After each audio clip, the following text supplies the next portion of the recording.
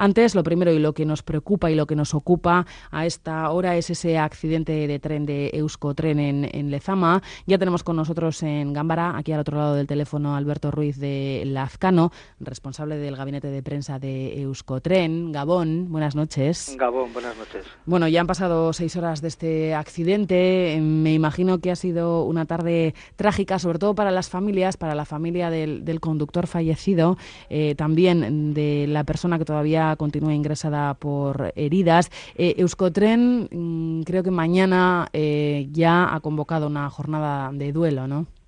Sí, así es.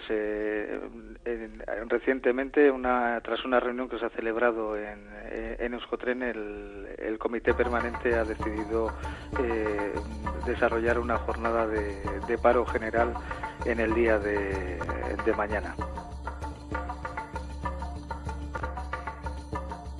El consejero de Transportes Iñaki Arriola, a fin de desviar la atención sobre la seguridad en Euskotren, exige mano dura para con los responsables del paro.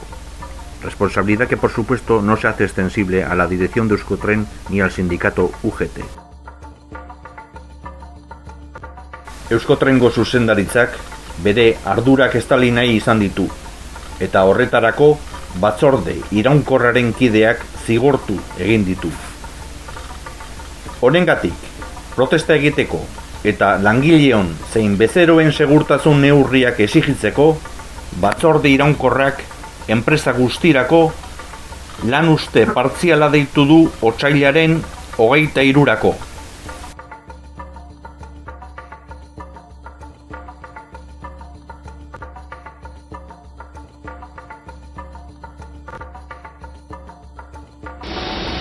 Eta 23an paroa.